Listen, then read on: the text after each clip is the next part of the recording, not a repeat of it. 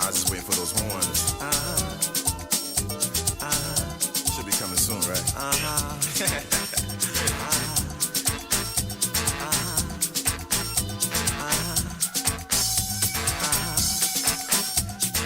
What you feeling down for? No, I like that. I like that.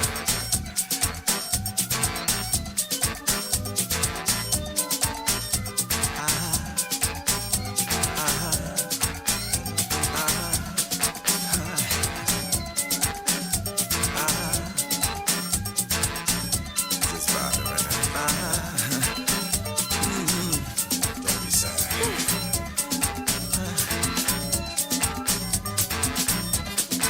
Close your eyes. The sun is shining.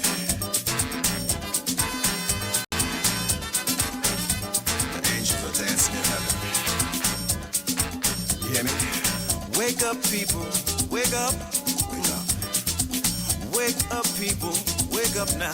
Wake up. Wake up, people, wake up. Wake up. Wake up the people, Lord, wake up. Wake up. Father God, in your name I pray. Help the people find their way. Better days are coming by and by. We can make it if we try. Come on. Wake up the people, Lord, wake up. Wake up. Wake up, people, wake up now. Wake up. Wake up the people, Lord, wake up. Wake up.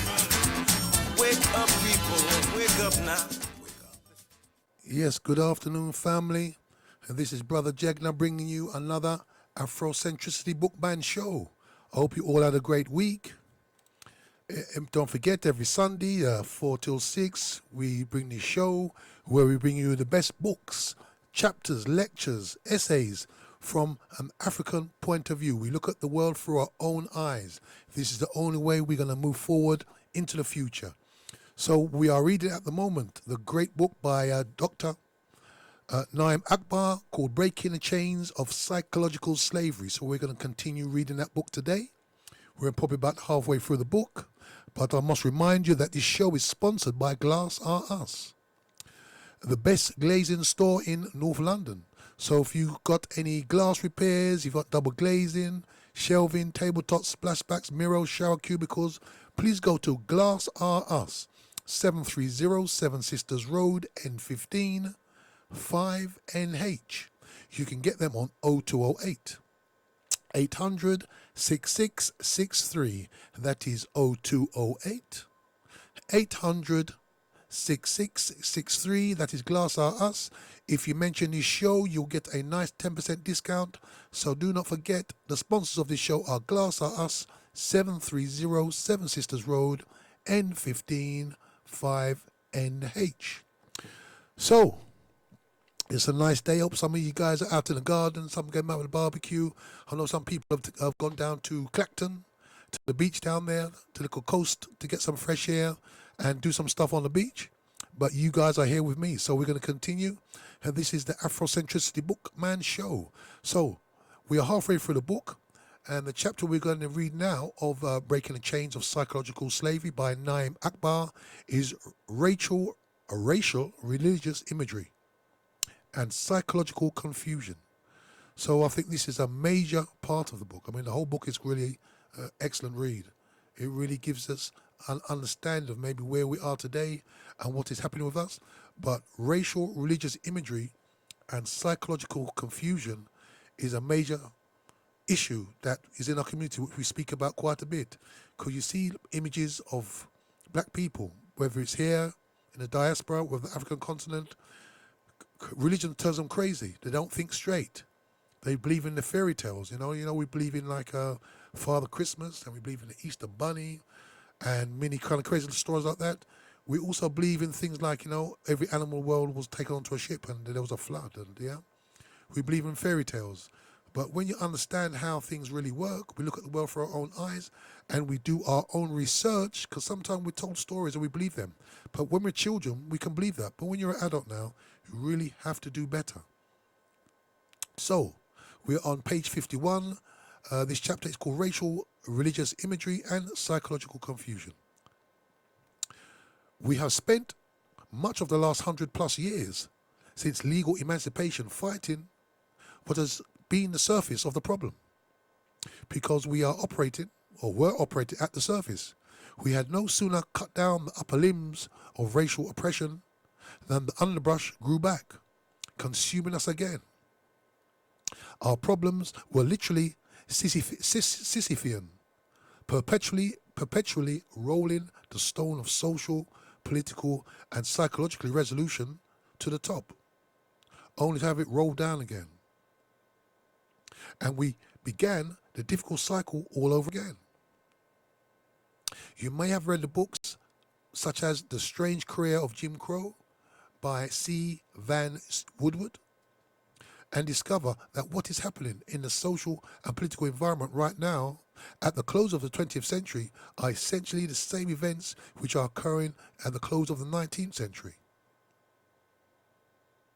There was a similar time about 100 years ago when African people thought that freedom had been acquired, with political enfranchisement and with the aid of some other people helping us to get set our agenda. We had more African Americans in positions of political power 100 years ago than we actually have today. Reconstruction in the South produced more political presence for African Americans than we have had since. The presence of African Americans in position of political power throughout the southern states and even in northern parts was a common occurrence before the end of the 1800s. In less than 10 years' time, the Jim Crow laws were enacted, and we found ourselves in almost the same political condition that we were in prior to 1865, or worse. After 1865, we had the illusion of freedom. We made the disenfranchisement even more cruel than to the slave, who was clearly identified as without rights. It took almost 100 years to get the Jim Crow laws removed, to bring us back where we were 100 years before. Then along comes the political changes of the 1980s and 1990s, which have threatened to reverse many of the political gains made in the prior 2 decades. These changes are combined with a mentality that is not unlike the heavy racist one which had reached fever pitch at the time of the establishment of the Jim Crow laws. The fact that the clock can be easily turned back, and we are repeatedly find ourselves trying to correct problems which were supposedly resolved, may suggest that we are not appropriately recognizing and or dealing with the real problem. Such relapses would not occur if we were not perhaps dealing with symptoms of the problem or superficial manifestations of a deeper problem, which, like the weed whose root is left intact, soon rises again to choke the life from the garden in progress. The nature of our problem is quite serious and represents a deeply embedded psychological disturbance. We need something more than an aspirin to remove the symptoms. We need a massive corrective surgery on the brain. So the subheading here is called Religious Imagery. So let me say very quickly, I'm sure you're all aware of the Jim Crow laws. African Americans were freed, so they believed, but within 10 years they brought in new laws. And these laws, in some respects, were worse than the prior slavery. Because at least during enslavement, you kind of knew where you are, you knew you had no rights. But now they've been emancipated, allegedly. They believe they had the rights of every citizen. But they soon changed the rules. The Democratic Party and Republican Party met together to enact these laws. They said, we'll let you be president, providing we can bring these laws in. So one of the laws or one of the amendments was called the 13th Amendment. And what is it? Well, this is after the Jim Crow laws, but ultimately the 13th Amendment, which they thought freedom, says that you are free. However, you can only be enslaved if you commit a crime. And that's why they fill up the prisons with African Americans today. Because they've committed a crime, as you know, many of them are innocent people, but because you've committed a crime, we can enslave you again. So many people in the USA prisons are virtually enslaved. Dell Computers, many of the major companies, McDonald's, you name it, these prisoners do work for them. And because they're paid like something like 20 cents a day, 50 cents a day, they must be enslavement. So slavery is really, when you understand the 13th Amendment, so many are still enslaved. And there's more people in the prisons of the USA than there were enslaved during slavery. So to a certain extent, things are much, much worse. But I continue. Religious imagery is the subheading. Modern students and scholars of the mind have not adequately dealt with the influence of religious symbols and imagery on the thinking of people. Certainly, ancient students of psychology, particularly those of the Nile Valley civilization in ancient Africa, devoted considerable attention to the significance of symbols and images on the minds of people.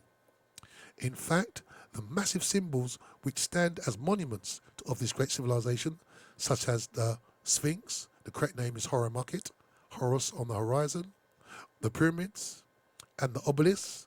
The correct name for the obelisk is called a Tekenu, or Tekken, but plural Tekenu, were constructed with more specific intention of creating powerful and compelling images in the consciousness of the people. So what he's saying here is that clearly the ancient Africans knew about psychology. Because imagine when, as a child, for example, and you walked to the Giza Plateau and you saw that massive pyramid in front of you. Remember, there's no building higher than that pyramid, the Great Pyramid, in the world at that time. What would be the effect on your mind? Or if you saw Horus, which is now called the Sphinx, what would be your view? Because it's 100 feet long. It's a lion, a body of a lion, but with a human head. What would be the psychological effect on you when you saw it? You'd say, wow, I wonder what that represents. What's it for? So clearly these people understood psychology and the effects of symbols and images on the mind. So perhaps the European psychologist Carl Jung is a distinct exception to his European colleagues, as he devoted considerable discussion and theoretical speculation regarding the importance of symbols in general and religious symbols, in particular on the thinking of human beings. He argued for the relevance to psychological and mental well-being, and also to identify the impact of the absence or distortion. Jung, that's Jung, is a psychologist, European psychologist. Jung did not, and in brackets, nor do other Euro-American psychologists, discuss the specific impact of these racial religious images on the psyches of black people. It is important to keep in mind that the image of God, which a people or a person possesses, will determine the potential limits of their minds. If I read that again, it's important to keep in mind that the image of God, which a people or persons possesses, will determine the potential limits of their minds. So these are the things we need to think about. What has the image of God, or what effect has the image of God on our psychology, on our minds? If a people have a narrow image of God, then their minds are narrow. If a people believe that the biggest reality is a tree, then that is the extent to which their minds can aspire. If one believes that God can only be as large as a river or a lake, then that is as large as your mind will be able to reach. Such an image prohibits you from conceiving of the ocean which feeds the lake, or which feeds the lake. And if you cannot conceive of the clouds which feeds the ocean, your potential for understanding truth and the competence from which comes from truth is limited. So he's saying if you never see or envision certain phenomena in the world, you cannot really understand its immenseness. You can only realize, if you only realize seeing things as small or minor, irrelevant, then that is what you're conceiving. So I think it's saying here that if you see God as a small entity, then it limits you to kind of smallest. If you see God, I think it's saying here, as all-seeing, all-knowing, all-powerful, then that is your thinking as well. That you can think about being all-powerful, all-thinking, and all-knowing. We're not saying you could be God, but in the African worldview, God is inside of us. And this is from our most ancient and the oldest in the whole world religious documents. They all say that God is within us, because God, or the Creator, created us. His essence must be within us, because we was created by that entity. Such an image prohibits you from even conceiving of the ocean which feeds the lake. And if you cannot conceive of the clouds which feeds the ocean, your potential for understanding truth and the confidence which comes from the truth is limited. People with a limited or narrow concept of God then have an automatically limited and narrowed psychology. If you have come from a small rural town and you have only played against 140-pound football players and you won your varsity letter every year, then you really believe that you've got great powers within that limited context. If you happen to find yourself, though, in a major university where the lightest man is 200 pounds, suddenly you are forced into another reality, because your point of comparison was with 140 pounders. Your capabilities are only understood within that limited context. If you are capable of doing more, you will not know it until you got into a broader sphere. There is a young man I know who is a triple jumper on the university track team. For the entire year, he had been trying to jump further than his record he had set in that region, and it was 52 feet. In each meet, his competition would only jump 47, 49, or 50 feet. He could not get beyond 52 feet because 52 was the best he could do under the pressures that were available. And his own record was the best image that he could find to influence him. He eventually went to the national meets, and the fifth place jumper jumped 53 feet. You can imagine what the first, second, third, and fourth place jumpers had done. Suddenly, this young man, who had desperately reached for greater distance all year long, jumped 54 feet 60 inches, surpassing everything he had been able to jump all year. And he did it repeatedly throughout the entire meet. What had happened for my friend was that his imagination had been expanded by his experience with a bigger image, and his capacities had consequently been expanded. The implications of this is that the mind's possibilities are limited by its concepts of its potential. Human potential is broadened or limited by its concept of God. Thus, if God is anything finite, that is limited, then you will have already limited your mind. However, if God's infinite, that is without limits, without boundaries, without deficits or definition, always greater than, you have already expanded your mind to reach the limits of all things. Such a consciousness of God puts you into a proper field to grow to your greatest potential. This idea constitutes the basic reason why any finite image of God is in fact limited to your psychology. The problem only multiplies as we begin to attribute other limited characteristics to the deity. But to have a concept of God that you can put into a limited frame, a limited image, or a limited idea automatically limits what your mind can do and where your mind can go. Imam Warith Deen Muhammad once stated in a public lecture that if you can put God into a frame, then you have got him, and he does not have you. He continued, if you can hang him up on your wall, he belongs to you, and you do not belong to him. You can take his picture, put it in a frame, lock him up in a room, and do whatever. And do whatever you want to do. However, if God is going to be the God, the ruler, the creator, the maker of all things, then he cannot be put into a limited frame. The question of a particular characteristics begins to raise a whole variety of questions. We could develop a discussion around any number of problems which arise from this anthropomorphic idea that is God creating in a man's image. For example, there are considerable problems in making a deity a man as opposed to a woman.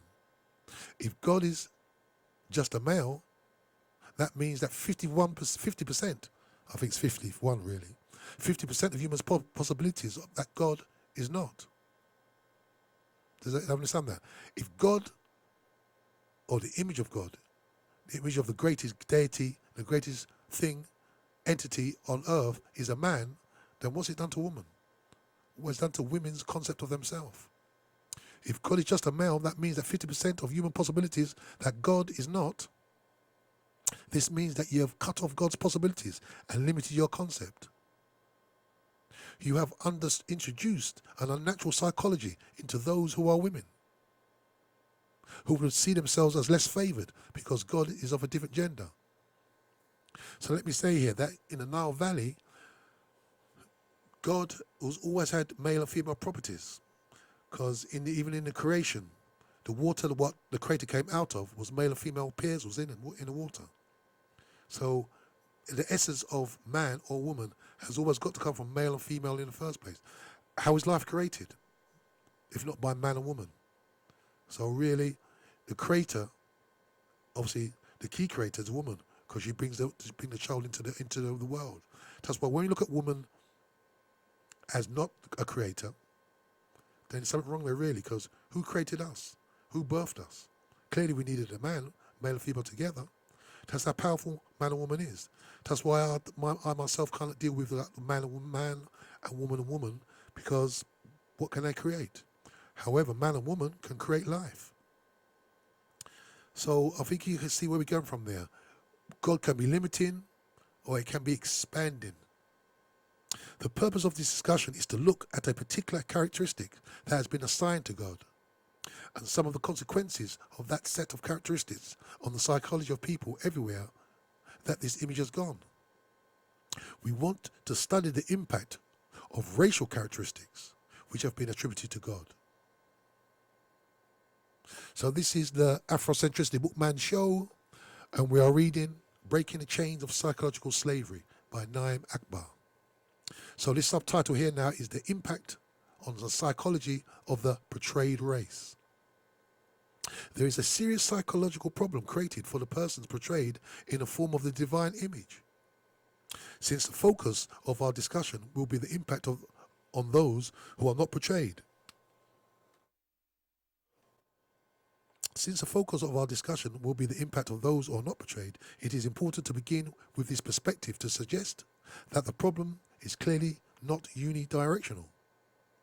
The person who looks up and sees his physical characteristics shared by the deity begins to develop the idea that he is exactly like God, or that God is limited to be like him. I hope we're all listening. He says, when you look up at your God, if your God looks exactly like you, then that God is limited to be like him. That is all right if one sees potential for growth within the idea. The confusion of the physical attributes with the very nature of God begins to make the person feel that his particular physical features have endowed him with an automatic claim to divinity.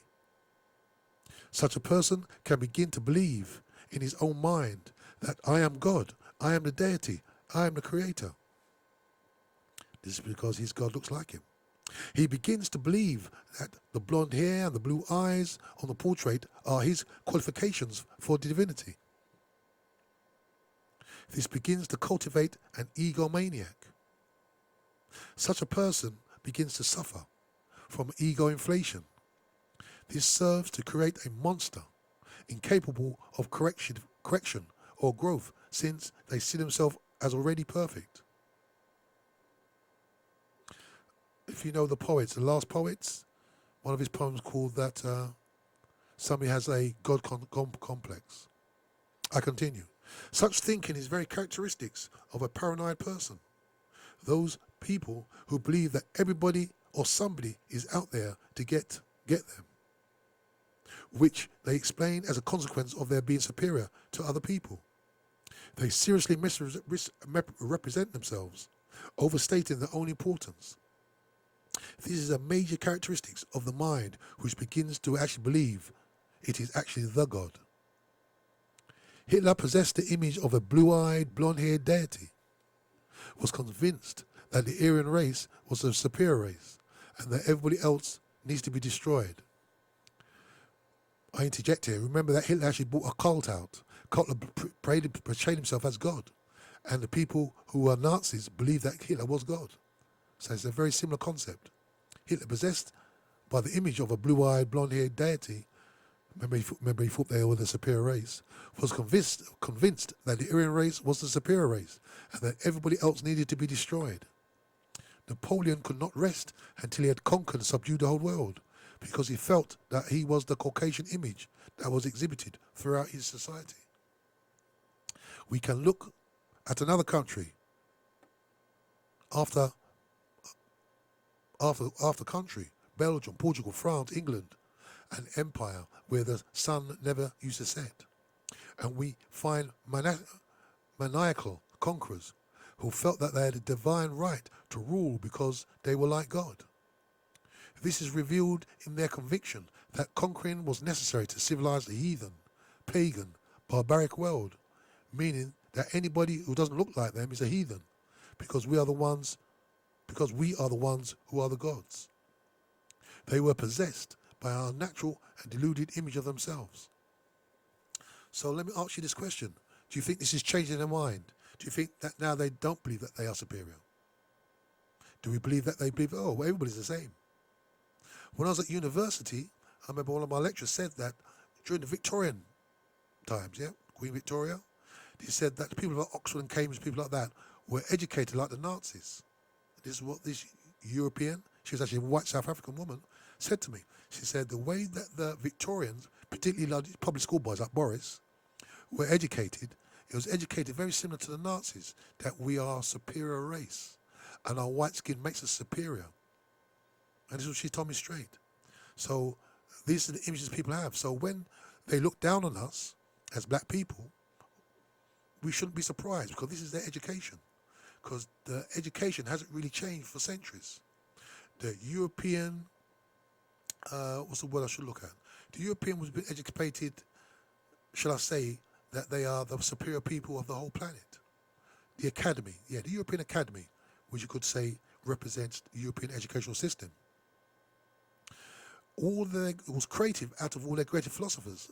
And their greatest philosophers like Montesquieu and Locke and Hume and people like this, Voltaire, all wrote that they were superior race and black people or any people of colour were inferior. And these would have laid the foundation of the European Academy. So the European curriculum is based on their superiority. Because remember, if you're a racist people, how can you create institutions not racist? It's impossible. If you're a racist, you create institutions in your image. So clearly, because these people are naturally kind of white supremacists, shall I say, then their institutions are in the image. And if you don't believe me, look, how did their institutions, like the Home Office, treat the Windrush people, our parents and grandparents? I think you can see what I'm saying there, yeah? If you see how they treat the Windrush, no matter what they say, oh, we believe we did wrong, oh, we're sorry. But how did they can say anything they want. How did the institutions treat the people they invited over here to rebuild this country after being bombed after the Second World War? So you can see institutions are made in the image of the people. And just like they see their God as God of the whole earth, as European, he created them. So anybody else not European, they're going to look down on, they think you can destroy. When you read their writers, as I'm sure you know, they created all the people of colour as flora and fauna, as animals and plants, wildlife.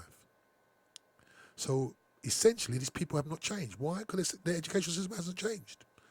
Our children, sadly, that's why they're miseducated. Because they go to these schools and they're getting this same education, this education to make European people feel superior. So if you're not a European or the image of a European, how's it going to make you feel? I continue. From the Amazon to the so-called Middle East, we find this assertion of divine right to own the rule, own and rule. They think that they are God. In Palestine, some refugees from Europe walked in and said, God said, this is our land. This is our promised land. Our God promises it to us. He looks like us and carries our national identity. This is our homeland and you're supposed to give in and submit. The ultimate story is that the image or concept of God being in particular people's, let me repeat that. The ultimate story is that the image or concept of God being like a particular people endows them with the unnatural perspective of themselves and others. Now, let us look at this very carefully. We do not want to suggest that God should not be conceived as one who can impact all people in any condition. We do not want to believe that somehow God is incapable of elevating all people. All men and women can be reached by God. We should not confuse God's ability to reach all of us with the belief that we are God. The problem that has been created for the Euro-American, European, whatever, mind, which has led him to become an imperialist, a slave master, a colonist, an oppressor around the world, is rooted in this idea that made him believe that he was a Caucasian image, that he had identified as God. He believed that this gave him the power and the right to do whatever he wanted. Have you heard of the concept? Let me interject here. The Europeans created a concept of manifest destiny. That their destiny was written down by God. And God told them to conquer the world. So their destinies are just manifest. So what they do is sanctioned by God. So if I slaughter 1 million people, God told me to do it. So no problem. I had a divine sanction. So these are the things that these people created. Also progress. Their progress was to go around the world and slaughter everybody. They said this is progress. The fittest of the fittest. So they created all these concepts to say that it was sanctioned by God. So this is where we are. So he believed that this gave him the power and the right to do whatever he wanted. Excuse me, just on my page there. So this is the Afrocentricity Bookman show. We are reading Breaking the Chains of Psychological Slavery by Naim Akbar.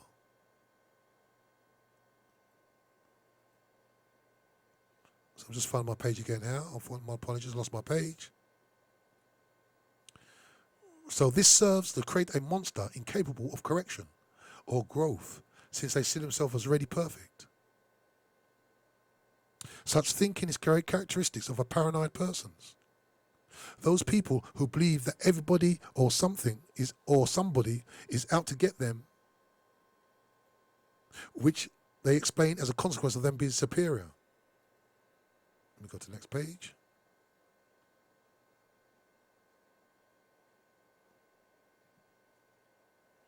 And it has one of the things that helps human beings modify their conduct naturally is understanding that though they have great strength, they also have real limitations. One of the things that lets human beings come back into balance is a realization that there are things which naturally limit them. If you go too long, if you run too hard, you'll get tired and you'll have to come back and get some rest. If you eat too much, you get stomach ache. If you know, you should not eat so much. If you watch TV too long, you get a headache. And you know that you should not watch so much of it. But once people are getting inflated idea of who they are and what they are, and they do not have the capacity to naturally correct themselves, they begin to do things that ultimately destroy themselves. So we're talking about the European world here now. Because they've wielded this power, they've gained this power over the last 5 centuries, and nothing can stop them. And because nothing can stop them in their mind, maybe they create nuclear weapons. The USA spends more on weapons than every other nation added together in the world, by the way.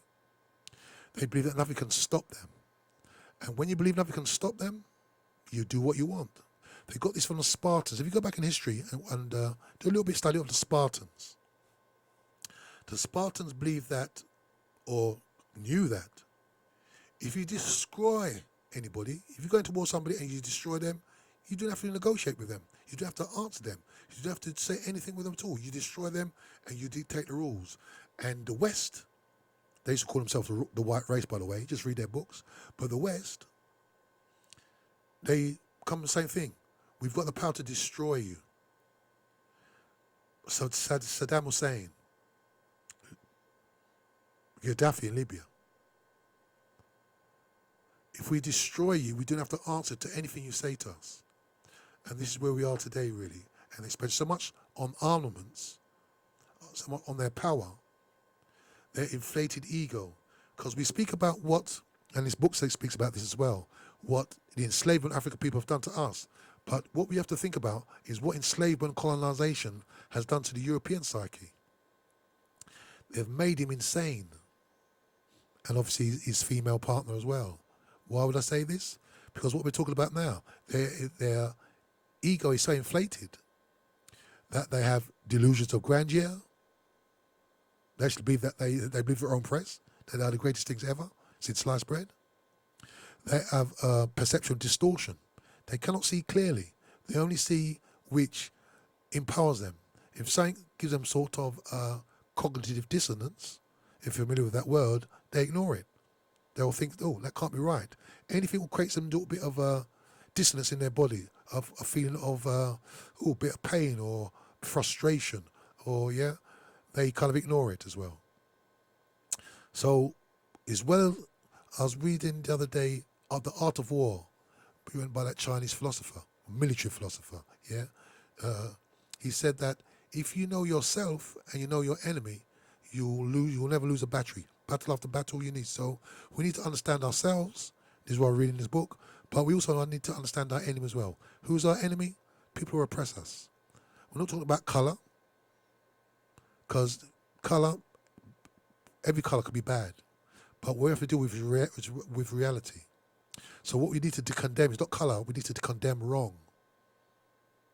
And whoever wrongs you are the people who are doing, we need to understand them. The people who dominate us, who oppress us, they're our enemy because they dominate us and oppress us. But the thing is, though, we are educated in a certain way, so we feel inferior, we feel less than. And if you've been reading this, going over this book with me, listening to these shows recently, you'll understand that. Because if a slave master will never educate his slave to free himself, they'll keep you in a position of domination or to be dominated. But the thing we need to understand is once we change our consciousness, once we change our minds, nobody can dominate us. I hope you understand that. The second we decide to change our minds, to change our consciousness, we would have freed ourselves starting tomorrow. Because we only allow ourselves to be oppressed by being who we are. So you could argue quite easily that we allow our oppressors to oppress us. Why? Because if we changed our minds and said they're not going to oppress us again, they will not be able to oppress us. So this is why understanding psychology is so powerful. So we need to understand black psychology, or the psychology of the Afrocentrics. Most of the African-centered, I should say, psychologists are Fanonites. That is, they follow the words of Frantz Fanon, who was a great psychologist born in Martinique, the French Caribbean. He says that if you got a problem, the only way to overcome it is to destroy the problem itself. His view was, if you had no shoes, and when you walk out to your front door, there's glass on the floor, it's no good you coming back in again and a bandage in your feet, but you haven't got shoes and you walk out in the glass again. What you have to do is remove the glass. It's no good to send you out there again. So his view is that if people got psychological problems, it's no good fixing their psychological problems, and they're only going to walk out again into that same area, the same kind of environment which gave them the psychological problems. What you have to do, you have to destroy where the psychological problem come from. But first of all, we have to destroy it in our minds. It's the only way. We have to change our psychology. We have to change our consciousness. Once we change our consciousness, we can't be things. So if you think back about, I'm sure we all know about the bus boycott, which happened in obviously the USA, and they did not walk, they did not ride on the bus for over a year. And what happened? The laws changed around them. Remember Rosa Parks? Black people had to sit at the back of the bus. But if a white person wanted a seat, the black people had to get up. But Rosa Parks more than once said, I ain't getting up, I work like everybody else, I got tired feet like everybody else, I ain't moving. And she was arrested. But African people, remember, she wasn't the first person to do this as well, though. Another African American woman did it before Rosa Parks. But the NAACP, who Rosa Parks was a member of, took up the kind of fight after that. But either way, because they changed their consciousness, remember they didn't cry, they didn't plead, they didn't set fire to the buses, they changed their minds. And what happened? The laws changed around them. So when we change our consciousness, the world will change around us. The laws changed. And what? Can they hit them in their pocket? So always remember, these people, our oppressors only understand two things. They understand death and they understand money. They only change if you take away their money or you kill them. That's the only way oppressors deal with things. Marches don't really work. Marches have a purpose. And marches show people and can bring people's awareness and understanding what's happening. But ultimately, marches won't change anything. However, if you deprive people of their money, then they'll listen to you. If you deprive people of their breath, they'll listen to you. So I hope you understand what I'm saying here. So I continue. One of the reasons that the use of intoxicants, i.e. drugs, alcohol, that has led to so many disasters is because drunken drivers lose the natural capacity to correct themselves. Drunk drivers find themselves going 80 miles an hour and they feel like they're only going 40 miles an hour. The drivers see a stop sign and think it's 2 blocks away. It's too late when they realise that they are upon it. And they run the sign and hit and kill someone. And then the mistake is realised. The sober person, with a realistic sense of who they are able to say, okay, here's a sign, let me stop. They see it and they respond to it. And they act and they do what is necessary. They are equipped to naturally correct themselves and regulate their behaviour. But one of the things that happens when people are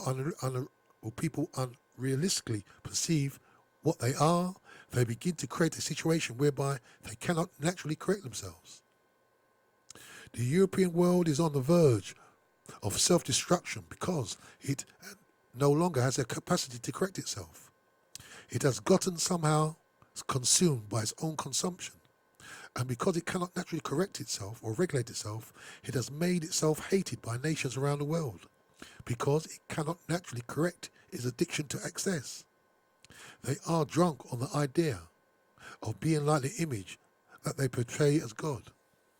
So you either disagree with what I'm saying and what Naim Akbar is written, or you agree with it. But looking at USA just today, happens every week, as you know, murder, people with guns, they run, kill 20 people, 30 people, they don't care. And when they say, well, maybe we should do something about this, maybe we should stop making these guns, make them available, say, what are you talking about? We need to have these guns. So you see, they cannot contain themselves, they cannot correct themselves. They say, we must have this power. Do you think that it's a coincidence when you see the nuclear weapons that they're white? It's no coincidence. So they see themselves as the image of God. And as he says there, that they've lost the ability to correct themselves because they see themselves as all-powerful, all-knowing. They see themselves as God himself. But sadly, because they were created in the caves of Europe, remember Africans emigrated out of Africa, went into Europe, and were trapped in the Ice Age. And it's in the Ice Age that Africans lost their melanin. So this is where the European race, remember who were the youngest race on the planet, was created up there. And they were created in an environment where it's just ice and snow. Even remember the cloud is snow. Under your foot is like probably a mile of ice. So there's no food, very harsh environment. This is where they get the fittest of fittest. So in that sort of environment, remember, 30,000 years in an environment where there's only snow and ice, only the fittest are going to survive. If you're weak, you're not going to survive that. So this is where they get their concept from. When we see this concept, they use what they create and write down and say that God sanctioned them. This is where they come from. Remember, they were created in the ice age of Europe. So in the ice age of Europe, only the fittest are going to survive. Because remember, when food walked past, for example, a buffalo or something, you never know when you're going to see the next buffalo. So you'd go out there to kill it to get food. And anybody who tried to get a buffalo from you, you're going to kill them as well. So you created a psychology of the fittest of the fittest, and that you must kill and destroy and, subdue anybody who's going to try and take anything from you. So that mentality, when they came out of the caves, the ice caves, and came down into the rest of the world, is where they come to get control of the world. You must remember that these people, about 10% of the world, if that. But they control the world. How can 10% of the world control the 90%? It's incredible. It's crazy. It can't be done. However, they've done it. Why? It's because of their consciousness. So if you see what's happening in the USA today, it's like they're going to self-implode. Everybody's got guns. Well, not everybody, but maybe about 70% of the European Americans have guns. That's for sure. And when black people have guns, what they do to black people normally? In fact, what do they do to the black people? What do the police do to black people without guns? They're unarmed people, but they'll still get X amount of bullets into them. So you can see where we are. We can see that these people, they are unable to self-regulate themselves now. And in America, I was listening to CNN today. I'm digressing slightly, but it's really the same thing. I was listening to CNN, and they had some sort of expert, as you know, and he says that the environment that Trump has created, and remember Boris is Trump's friend, by the way, is that these sort of right-wing kind of ideas that foreigners are no good, anybody other than us are no good, has been kind of sanctioned by Trump. That these people are, I believe he said, these are good people, to use actually Trump's word. So that's give them sanctions, and also the police will feel like that, to do whatever the hell they wanted to. Remember, they used to do what the hell they wanted to do before, but at least they had to tone it down to a certain extent. But Trump has really let them loose now. And they're saying, I don't know if it's true, but they're saying on the news that the person who killed 20-odd people, wherever he was, that he was targeting foreigners. And they believe that foreigners are a problem. They don't look like us. We can just take these people out. So what these people have created is a world where ultimately they're going to probably destroy themselves and they'll try to destroy the whole planet. But as you know, black people, we're the first people on this planet, so we ain't going nowhere. We're going to be the last people alive. If anybody's going to die on this planet, we could be the last people here, by the way, okay? I'm just letting you know that. But this is the mindset that they've created, that might is right, and we've got the power to do what we want. But because they can't self-correct themselves, potentially, very dangerous world we're living in, unfortunately. Our children, our grandchildren, so we need to educate our children to the truth of the world. If we keep up this fairy tale that, oh, we're all the same and we're all happy and we should all be friends with everybody. Do you see Trump being friends with people who are not his friends? Not his, or potentially his enemies? We go to this kind of maybe Christian mode that we should love our enemies, but who do you see loving their enemies? What happened after 9/11? Did America go to the people and shake their hands and sing Kumbaya with them? No, I think you believe that he went to them and destroyed them. Whether they did it or not, there's a lot of conspiracy theories, but whoever, yeah. So anybody attacks the USA, they're going to be taken out. Why? Because they're enemies. However, some of us, unfortunately, we have this sort of thing that we must love our enemies.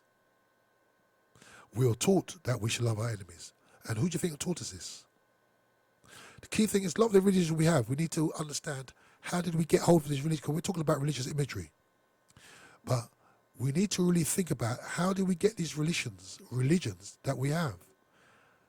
Did we decide to adopt Christianity, or was Christianity imposed on us during our enslavement and colonization?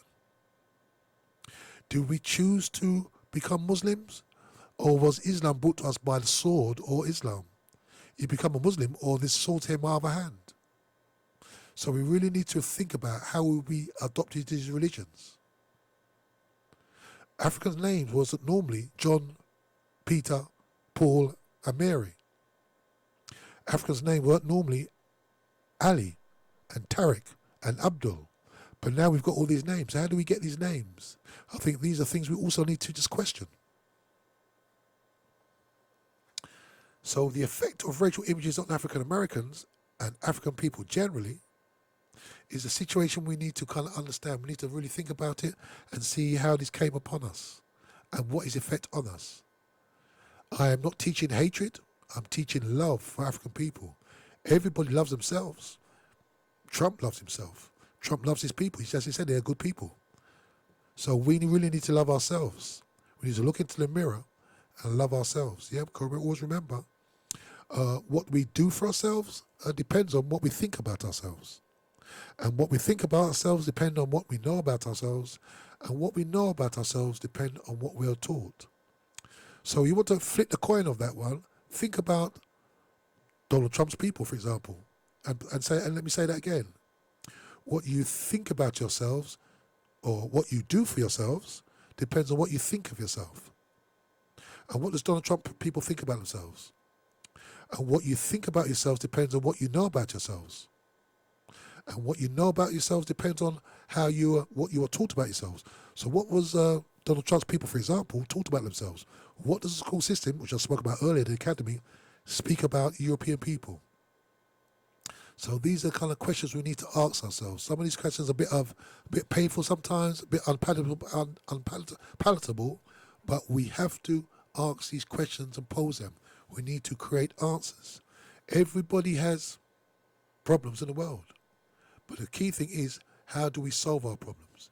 We have problems as black people, so how do we solve our problems? And our problems are that we are dominated by others. Again, I'm not talking about colours, I'm talking about just people who dominate us. The key thing is not to curse colours, but to curse wrong, point out wrong. And whoever's doing the wrong to us, that's where we must develop strategies to overcome whatever they're doing to us. So this book here, Breaking the Chains of Psychological Slavery, is so good. It lets us think for a change. It makes us think about the future.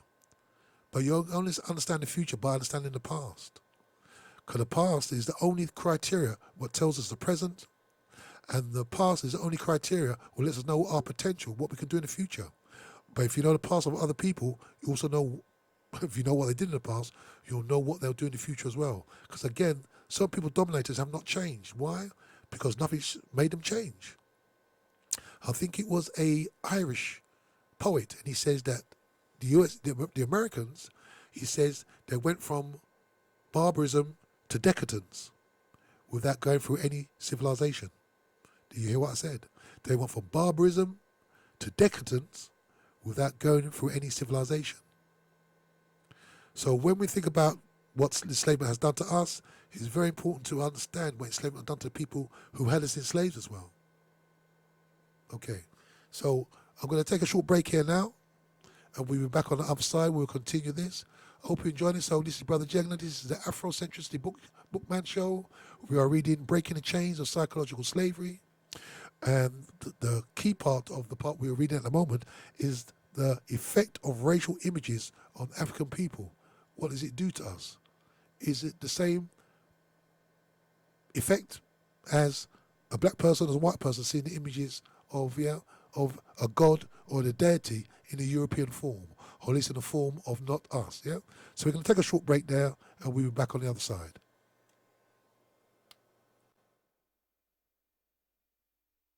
Here is a story told to the children of Africa.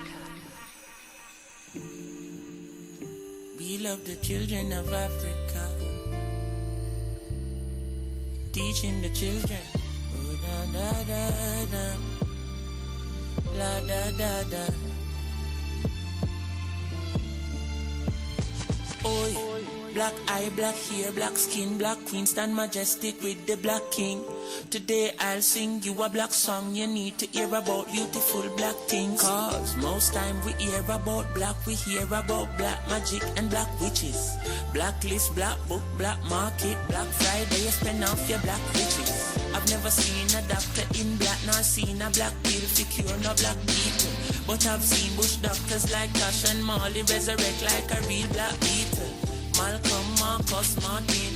When you see Walter Rodney, ask him, oh, you not hear about how well laughing. So when the little offspring asking, tell them they never told us that black is beautiful. They never told us black is beauty. They never told us that black is beautiful. They never told us. They never told us that black is beautiful.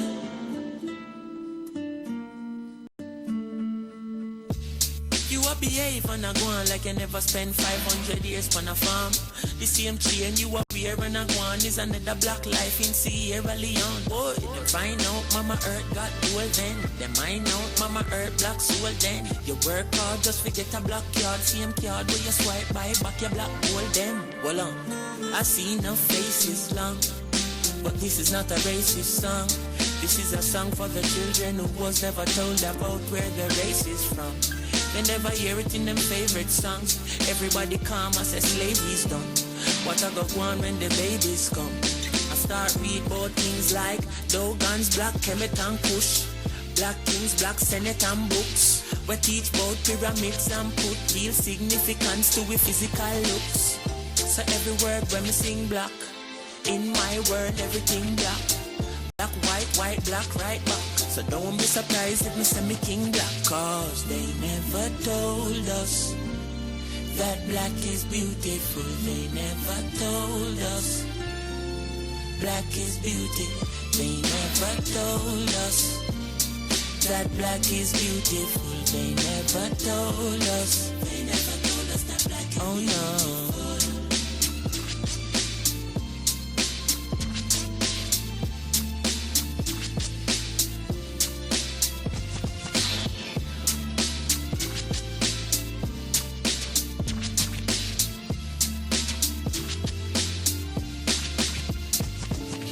Preacher is preaching, good God, the things that he preaches.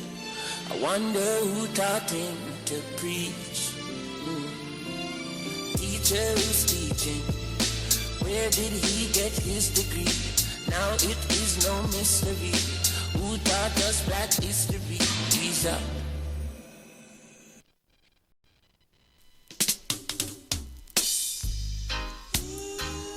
Children, know your culture, man.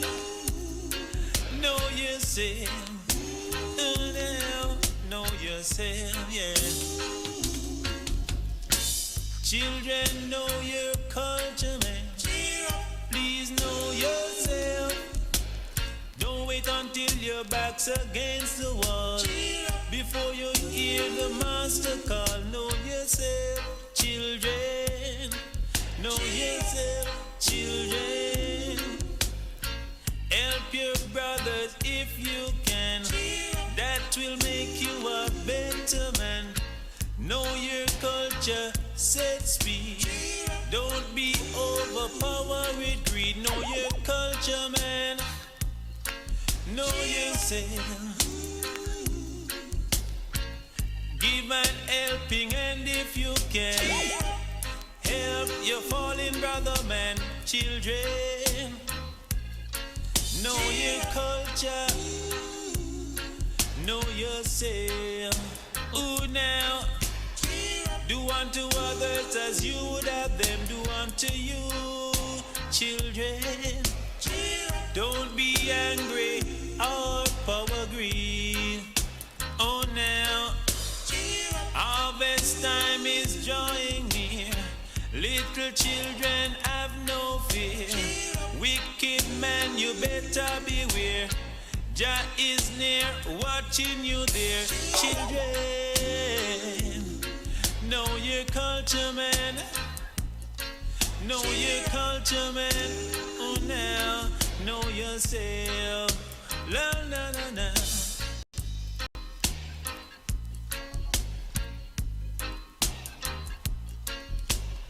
Now, oh,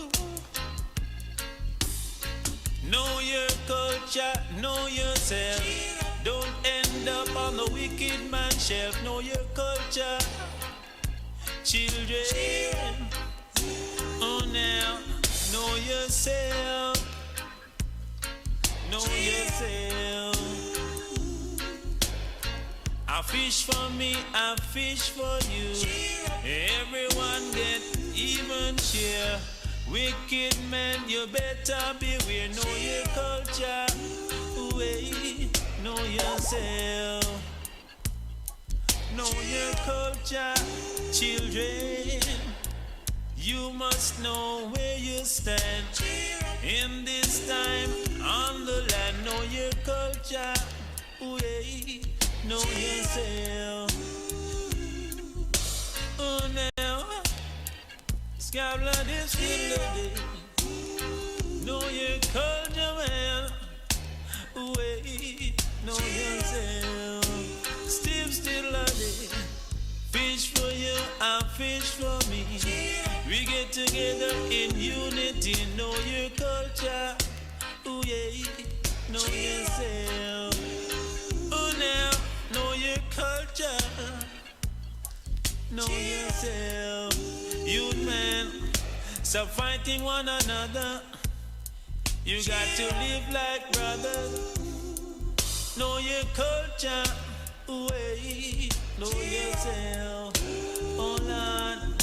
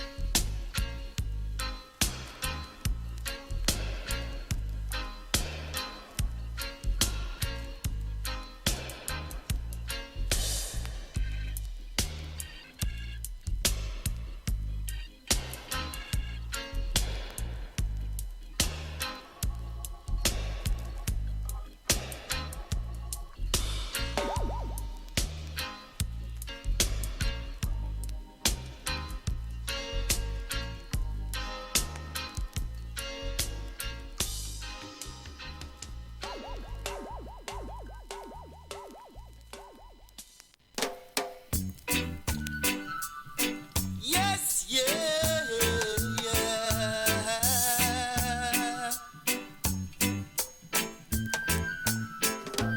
Looking out the window, daydreaming how nice it would be.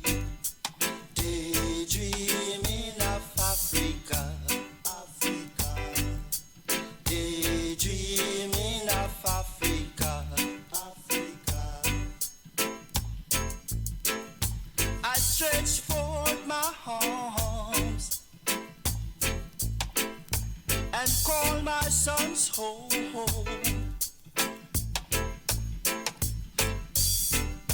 I throw out oppression. Daydreaming Africa, Africa. Daydreaming of Africa, Africa. Yeah, yeah, yeah.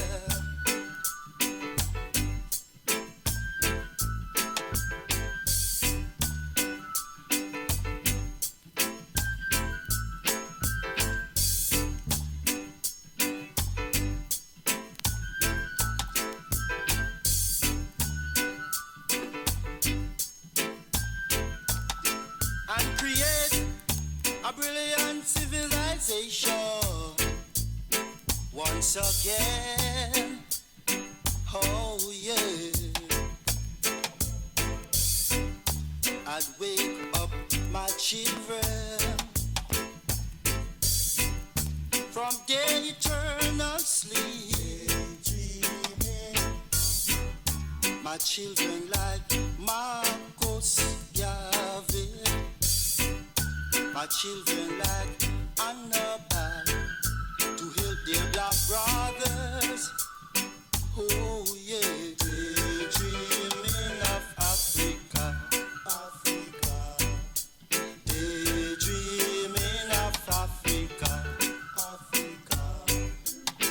Yes, they're dreaming of Africa, Africa. Oh yeah.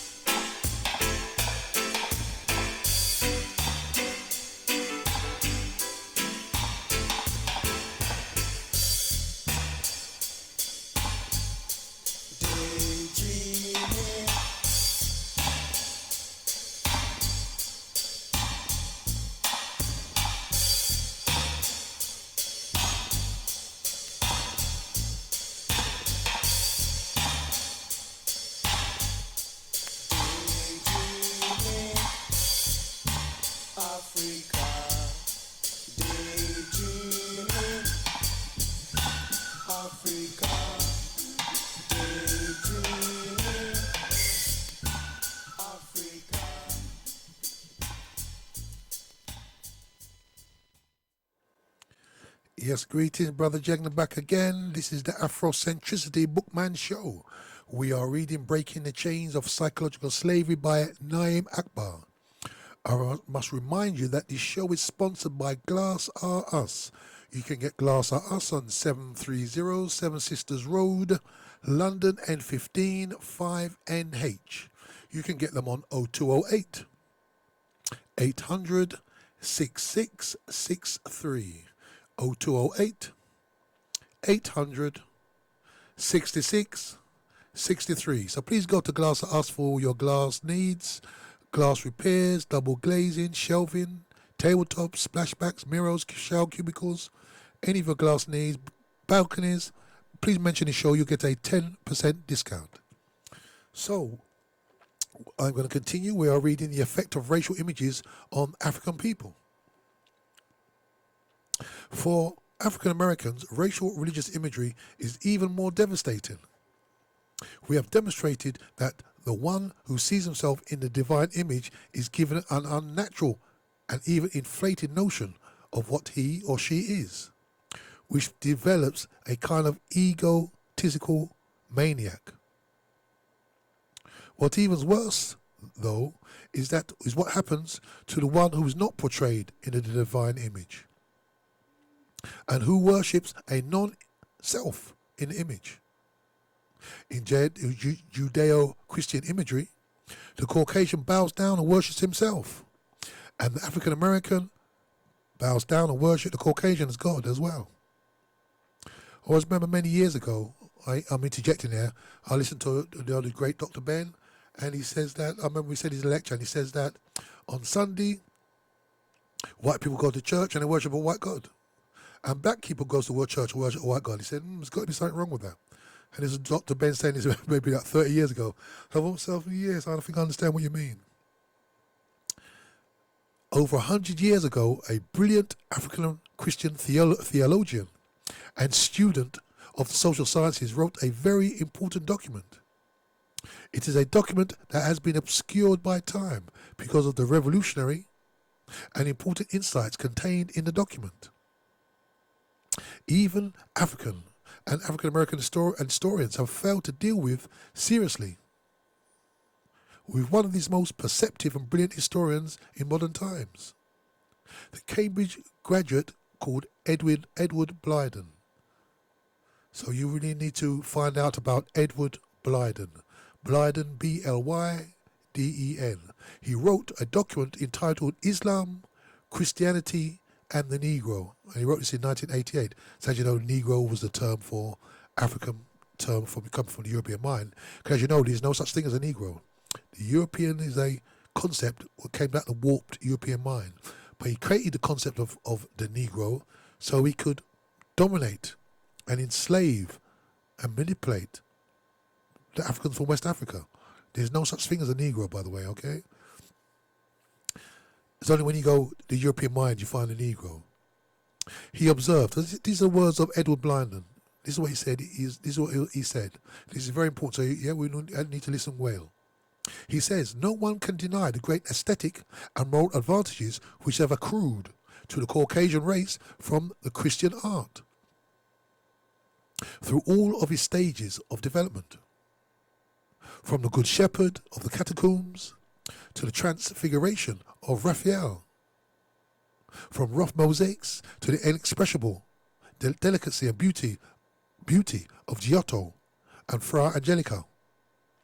But to the African, obviously use the word Negro, but to the African, all these exquisite representations exhibited only the physical characteristics of a foreign race. And, while they tended to quicken the taste and refine the sensibilities of the Caucasian race, they had only a depressing influence upon the African who felt that he had neither part nor lot as far as his physical character was concerned in these splendid representations. A strict adherence to the letter of the second commandment would have been no drawback to the African. To him, the paintings and sculpture of Europe as instruments of education have been worse than failures. They have raised barriers in the way of his normal development. They have set before him models of imitation, and his very effort to conform to the canons of taste, thus practically suggested, has impaired, if not destroyed, his self-respect, and has made him the weakling and creeper when he appears in Christian lands. It was our lot not long ago to hear an illiterate African in a prayer meeting in New York entreat the deity to extend his lily white hands and bless the waiting congregation. He continues. Another, with no greater amount of culture, preaching from John 3:2. We shall be like him, he exclaimed. Brethren, imagine a beautiful white man with blue eyes, rosy cheeks, and flaxen hair, and we shall be like him. The conceptions of these worshippers were what they gathered from the plastic and pictorial representations, as well as from the characteristics of the dominant race. So what do we get from that, people? Let me just read a couple of bits again. He said, to him the painting and sculpture of Europe as instruments of education had been worse than failures. They have raised barriers in the way of his normal development. They have set before him models of imitation, and his very effort to conform to the canons of taste, thus practically suggested, has impaired, if not destroyed, his self-respect, and has made him the weakling and creeper when he appears in Christian lands. So I'll go to Jamaica every now and again, and in my family, my in-laws' family's houses, when you go in there, on the walls there's all this white religious imagery.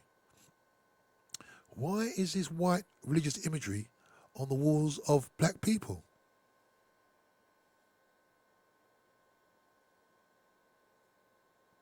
I think we may know the answer. It was given to us during our enslavement as the perfect being, or his disciples, the perfect beings and angels. Yeah.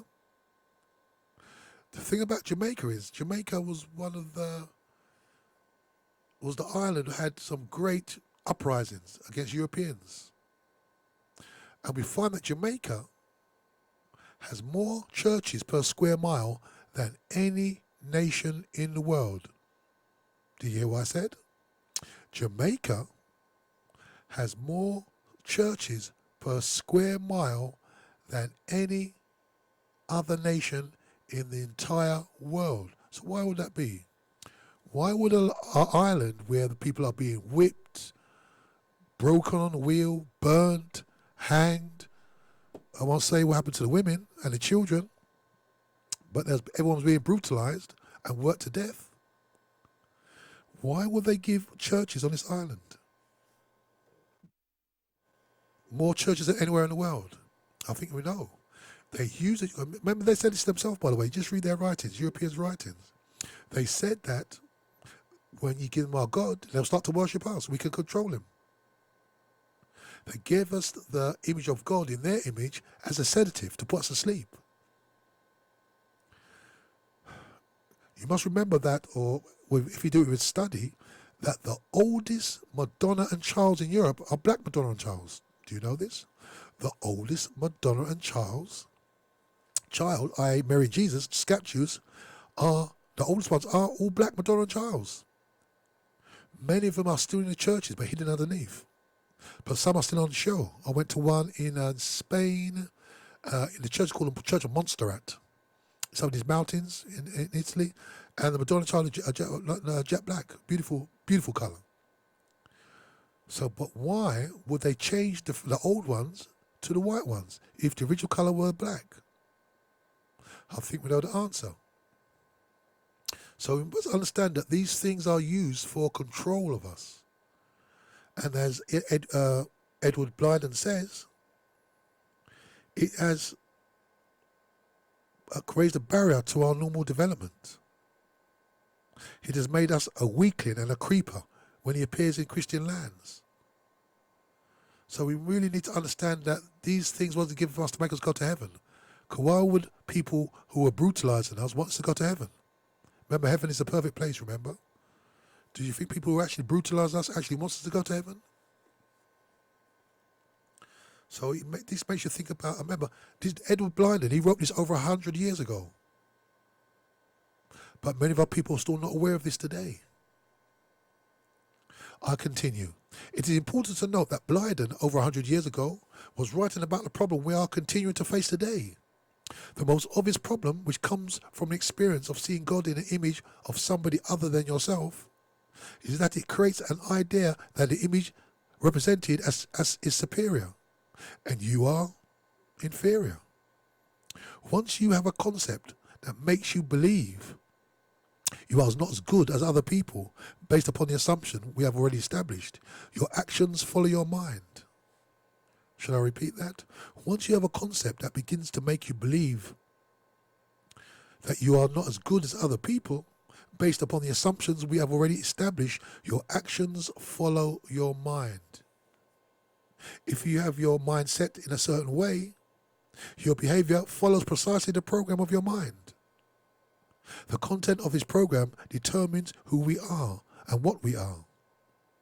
So, if you have internalized the view of the deity and the creator as being in flesh, having a nationality and physical characteristics different from yourself, then you automatically assume that you are inferior in your own characteristics. The sense of inferiority is not in the form of a natural humility, which we discussed, but you begin to believe that you have less human potential than one who looks like the image. So this is why Africa, on our mother continent, we find churches left, right and centre. Some said to me in Nigeria, in one city, they'll have about 1 million churches in one city. They've got more churches than anything else. And the question has to be then, why do you find so many people, or a higher percentage of the people, are living in poverty? We pray more than anybody else. But why do the people who pray more than other people, we find a lot of those people are kind of like in a low standard of living. They cannot find a job.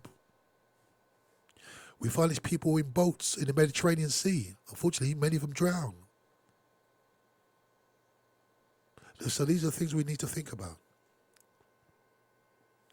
The stage is set, I continue, for the cycle of self-fulfilling prophecy. You believe they are superior and you are inferior.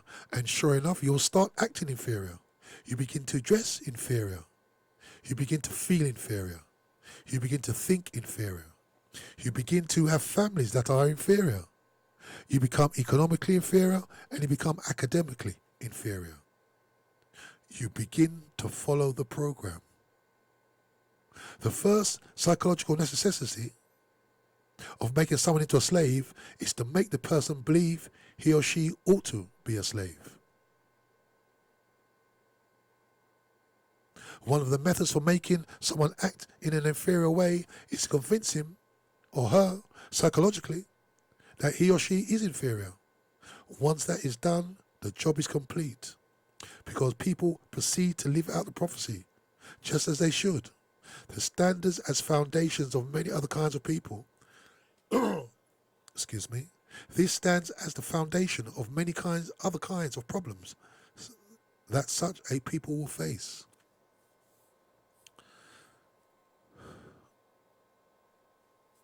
I saw some pictures during the week of, I think it was Kenya.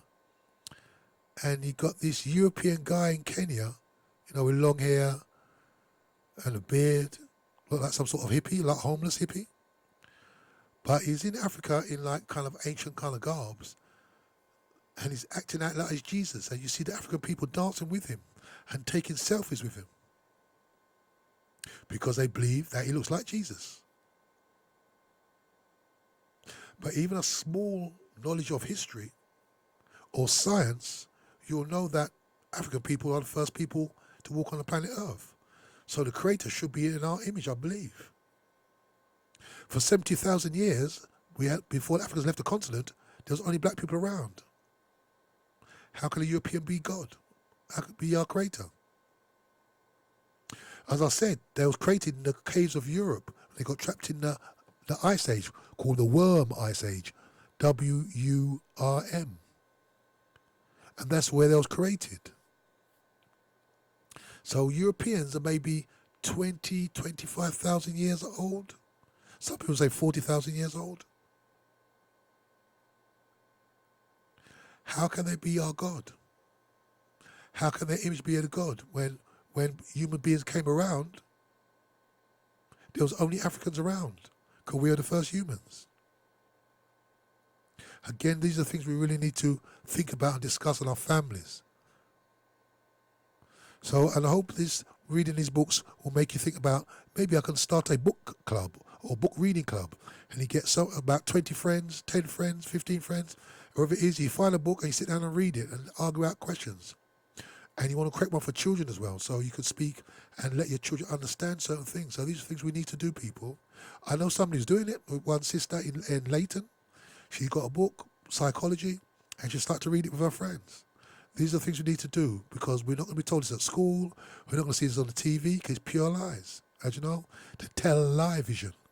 So we need to do these things ourselves. This is the only way we really understand what's happened to us, and so we can move in the future. Because we walk around like this with these fantasies in our mind, we're going to continue to run into problems.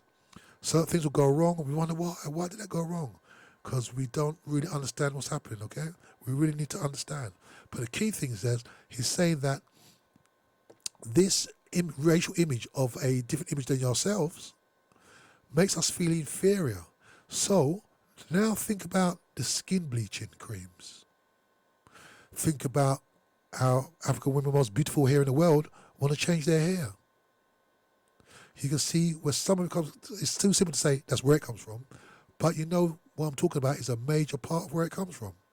Because if you see an image as perfection as not your image, maybe you want to change yourself so you look like that image of perfection. So this is where some of this comes from, okay? And what does it have? Another reason why it's done? Because money comes out of our pockets and goes to these people providing stuff for us. So there's an economic, as I said to you before, these people only care about two things, and one of them is money. So we need to understand that we enrich other people because of our self-confidence, for our low self-esteem, self-hatred, if you really want to go there, if I want to really tell you the truth. And some of these religious images are at the root or the foundation, or at least greatly influences these sorts of ideas and issues. I continue. So what is interested is that American psychologists, or European psychologists generally, are fully aware of the impact of that other images have on people's self-esteem. The psychological literature well documents this phenomena. A research by both European American psychologists and their students, and certain African American psychologists such as Dr. Kenneth Clark, and I must say, and he studied with his wife, who's called Mamie Clark, support this notion. As far back as 1939, Dr. Clark and his wife, this is Mamie, did a study and demonstrated that little black children as early as preschool, so I think I'm talking about maybe 4 years old, things like that, 5, face a major psychological problem. They did not like being black and did not see being black as very positive light. And I bet many of these children go to churches where the image of the God is not their image. The Clarks gave 3-year-old children black dolls, so 3-year-olds, and white dolls, and asked them which of these dolls is pretty. And the children, not 100%, but very, very high numbers, the children chose the blonde doll, the blue-eyed Caucasian doll. When asked which doll is smart, the response was the same Caucasian doll. Asked which one would you like to look like? The same one. Asked which one is ugly? The one that looked like the 3-year-old black child was selected. This study was published in 1939. So you can see, Edward Blyden wrote this over 100 years ago. about the effect of these images. And in 1939, Dr. Kenneth and his wife Mamie Clark did studies in 1939 and found that our children from 3 years, because there was in USA, they was working out the effects of segregated Jim Crow type societies had on black people, black children in particular. And our children, it may not be a similarly kind of outright race society, but the nature of the schools, the nature of the content, what the children are going to see and read and experience is a similar things that they see themselves as negativity. And then what do they show on the press about black people? What do they show on the news about black people? What does the BBC, which we all pay our our money for, our TV license for, what is they showing of black people? So these are the influence that children get. So again, I said to you a few weeks ago, so when you see our children having violence against each other, think of them children with knives, think of them as a 3-year-old, thinking that they're ugly or they're not smart. And if they're not told any counter information, what happens to them when they're 15 years old and 16 years old? What they're going to think about themselves and what they're going to think about people who looks like them. So you can see the importance of what we're reading here. It's a massive effect. And again, only we can teach ourselves and only we can free our minds. So in the 1960s, a change came about. One of the first things that the black activists began to question was the fact that the textbooks, the actors on TV and the movies and even the mannequins in the store windows did not look like them. The black sociologists, this is in USA, the black sociologists, psychologists, theologians, and educators said, we must change these textbooks and make the books have a character that look like us. Hundreds of concerned black scholars and activists produced all kinds of data to show that the school books needed to be the school books needed not only little white Dick and Jane and Spot, but also need to have black children as well. Everyone from department stores, merchants and Hollywood producers were warned that blacks would not patronize them if our images were not represented in the products. Justifiably, we wanted black faces wherever African American people were being influenced. The seriousness of Caucasian religious imagery is revealed by the realization of the absence of concern about these images. Almost no one dealt with representation as God and all of the heavenly hosts in the Caucasian flesh. So I hope you understand the point I just made there. He said when they complained about the images in the school books, the images in Hollywood and films and books like that, nobody mentioned the image in the church. And that shows you the power that these images do have. Because it's God, we don't want to talk about it. Or we don't want to say, oh, you can't say that about God, because we think it's actually God. Not realizing these images are given to us to inferiorize us. So the power of the church, people don't want to criticize. I went to, many years ago, I went to a funeral. I think it was for my uncle. And black church. But when they start to show pictures on the projector, shine it onto the wall, again, it's pure colour Aryan images. And I thought to myself, what does the little black children go to this church every week, every Sunday, or whatever, Sunday school during the week? What will go for their mind? Because none of the images up there look like these little black children. This is how we get inferiorized from a young age. And we wonder why. And as he says, we begin to act inferior, dress inferior, think inferior. We begin to have inferior families. And those inferior families, our children, will have their families later on. And which perpetuates. So we need to break this cycle. We need to understand what's happening. And we need to be able to break this cycle. Otherwise, it will just continue. I said before, there was this Russian KGB agent. And he said when they went into a nation to make them kind of become like communist nation, he says it takes a generation, he said. It takes a generation. So if you get the children and chain them up for 20 years, it becomes self-perpetuating.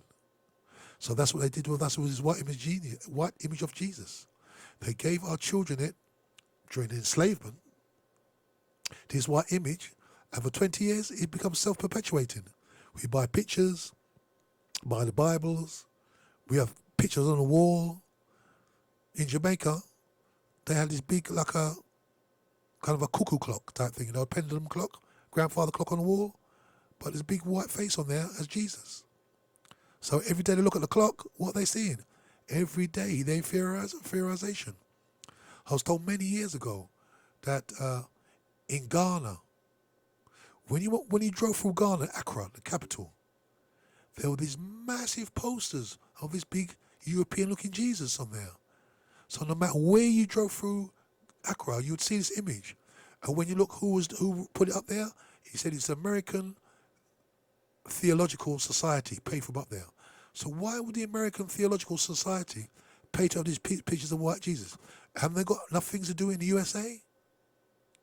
So you must understand that these images are put up there deliberately. And what do they do to us? Well, I think we've just been reading what he does to us.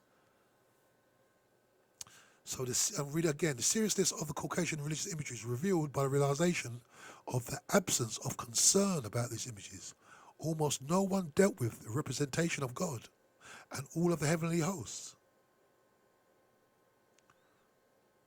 Right, so again, we need to understand what has been done to us, because the only way we can counter it if we understand, and then we can develop strategies to undo it. They objected to Santa Claus, they objected to Dick and Jane characters with no black playmates. They objected to the fact that there were no lawyers, doctors, nurses, no professional people on television. They objected to all of these things, but they did not object to the fact that our children are sitting down at 2 years old and younger and being taught. This man with blonde hair and blue eyes, pale skin, is the Saviour of the world, who died for your sins and is your God. A Jamaican psychologist, he did a study many years ago, talking about decades ago, and he went around asking children, what colour is God? Well, probably 90+%, they'll say he's white. So black children say, we see that he's our saviour. But remember that this God was created at the Nicene Conference in 325 AD, when the God was not, was spirit, but they created him into flesh and put him into their flesh. Black children sit at their dinner tables where a black daddy and mummy have often overcome racist opposition to provide them with food. And over tables there hangs a picture of which they bow their heads and look at 12 Caucasians sitting around the table at the Last Supper. There sits God's Son and all of his closest companions. And not even a cook, the server, or the busboy is shown as looking like a black family, whose image hangs on the wall. I remember Muhammad Ali once was saying, with his characteristic kind of wit, he says that these images, all of these white images of the Creator and all his family, he said, well, the black people must have been in the kitchen making the cookies. That's why you don't see them in the pictures, they're in the kitchen cooking. So, God's mother, the Madonna, is Caucasian, and all of God's friends are portrayed as Caucasians. Michelangelo went all the way and portrayed God himself in the Sistine Chapel, with a long white beard to match his long white face. And the heavenly hosts were all portrayed in the same flesh. Few people saw this as a problem. So let me just say a little bit, let me say a little bit about Michelangelo's picture. Michelangelo, who drew the pictures of in the Sistine Chapel, he actually used his uncle, his wife and his nephew as Mary, Jesus, and Joseph. So when you look at the Sistine Chapel and see Jesus, Mary, and everybody else, it's really Michelangelo's family. Also, when you see the 12 disciples in the Sistine Chapel, they were prisoners. So he got the prisoners out of the prison and he copied them and made them into 12 disciples, their images. So when we look at Jesus, he's actually Michelangelo's nephew. And when we look at Mary and Joseph, he's actually his uncle and his aunt. And when we look at the 12 disciples, they're actually prisoners. But images are so powerful. And we don't know these things, yeah? Then we just take it as well. That's why We must analyze everything we see. Anything that comes in contact with us, we must analyze it. We've been lied to more than anybody else on the planet. We cannot accept the word of anybody. Please don't accept my word. Do your own research. Never just accept what I say. You carry your own research. Please, yeah? We have to analyze for ourselves in our own image, using our own information. So, instead of activists attacked Dick and Jane books, mannequins or soap operas, there was a real hesitancy to address the problem's worst manifestation in the church. Perhaps the most disturbing fact is that this Caucasian image of divinity has become an unconsciously controlling factor in the psychology of African people. Brilliant scholars of the mind, usually effectively critical, were unable to see this influence. Their fear of accepting it, even after it was pointed out, demonstrated the presence of a mental barrier against recognizing this. Some of the most verbal critics of racism and its consequences have been thoroughly incapable of addressing the issue. So why do you think that is? Because they were shown that image at 3, 4, 5. As soon as they could understand what the image meant, they said, oh, that's God. And that's why they can't, later on in life, it's hard to criticize it because they've been impregnated because their parents told them that was God, remember? And your parents are not going to lie to you, are you? But the sad thing is their parents didn't know. And their parents didn't know. And again, how did their parents get this God? They were beaten into them during enslavement and colonization. It is what we need to understand. Well, I think we're scared to talk about it because we're talking about godly things. But we have to deal with the truth. Only the truth can set us free. The evidence of the controlling influence of these images is the inability of even the most radical thinkers to openly challenge what had become to believe unconsciously was actually the image of God. Now, if the experts had this problem, just imagine what your poor grandmother would have to endure. Imagine what your 12-year-old son is dealing with when he has already endured 11 years of Sunday school pictures. Imagine your personal dilemma when you must challenge your long-held image of the very face of God. Let's understand that this is a problem that has to be removed from the root. So this is why I like Akbar.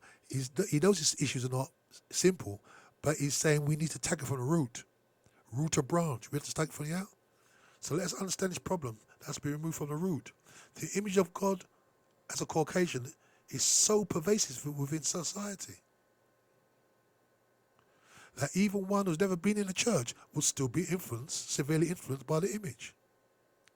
The assignment of a particular characteristics of the Creator is one of the most destructive ideas in the world. This is probably why even the sacred Judeo-Christian scriptures specifically enjoin, thou shalt not make unto thee any graven images, or any likeness of anything that is in heaven above, or that is in the earth beneath, and that is in the water under the earth. Thou shalt not bow down thyself to them, nor serve them. So I think he's saying, as you said, the book itself says you should not make these images, but people still create them. And the Quran states, say, O people of the book, come to common terms, as between us and you, that we worship none but God, that we associate no partners with him, that we erect not from among ourselves lords and patrons other than God. So Edward Blyden, let's look at another quote from Edward Blyden in this regard. I remember he saw this over a century ago, and many of us are not even aware of it even today, over a century later. He says, wherever the African is found in Christian lands, his leading trait is docility instead of, my apologies, wherever the African is found in Christian land, his leading trait is not docility, instead it is servility. He is slow and unprogressive. Individuals here and there may be found of extraordinary intelligence and enterprise and energy, but there is no Christian community of Negroes, Africans, anywhere which is self-reliant and independent. On the other hand, there are numerous Mohammedans Mohammedans, i.e. Muslims, communities, and states in Africa which are self-reliant, productive, independent and dominant, supporting without the countenance or patronage of the parent country, Arabia, whence they derive their political, literary and ecclesiastical institutions. So he's saying even outside of their own lands, communities like Christians, or my apologies, is Muslims, are still very productive because their images, they see the images themselves there. However, he's saying that the African and Christian communities are not self-reliant and not independent. Can we disagree with that? One of their key things is servility, not even docility, they're servile. They are slow and unprogressive. So clearly, as you know, we're not. But however, you can see some of the things we find hard to do, why could it be? So, I continue. It is here, said here, 100 years ago by a Christian theologian, that the images of Christianity handicapped the productivity of non-white people, accepting and worshipping white images as of the divinity. Once you begin to believe that the deity, i.e. the divine, is somebody other than you, then you are put into a psychological dependent state that renders you incapable of breaking loose until you break the hold of that image. Although we are 100 years out of slavery, we still govern none of the institutional forces that affect our lives. There is no successful independent black African American institution that is independent both in thought and economic control of the European American institutions. So that's actually incorrect because Dr. Malefi Keti Asante has got the MK Institute, and it's a think tank, and it's not funded by anybody except for Africans, by black people. So there is independent think tanks in the USA. However, this is the minimum. There are not many. So it's true what he's saying there, that we do not have our own institute. What do we know about the NAACP? The National Association for the Advancement of Colored People. It was created by Europeans. It's still run by Europeans. Black people got the face up there, but it's still run by them. The Urban League, created by Europeans. A lot of these organisations, we think the Anti-Defamation League, a lot of these institutions we think are African institutions are not actually African institutions. They are actually European institutions. And one day we need to do study on all these institutions to see how these institutions have held us back from where we should be. So once we begin to believe that a deity is somebody other than you, then you are put into a psychological dependent state that renders you incapable of breaking loose until you break the hold of that image. Although we are 100 years out of slavery, we still govern none of the institutional forces that affect our lives. There is no successful, independent, black African American institution that is independent, both in thought and economic control of the European American ideas and institutions. The frightening fact is that we control absolutely nothing. Our token presence in city councils, mayoral offices, and religious organizations do not mean that we are in control. We do not control the water flowing into our faucets. We do not control the lights. We do not control the buildings. We do not control the paved streets. We do not control the gas, the food. We do not control anything that affects our lives. Neither do we control the basic agenda or direction of these institutions. So one of the reasons is obviously because it was government policy to make sure black people don't have anything. However, in our consciousness says that we need to do it, we will do it.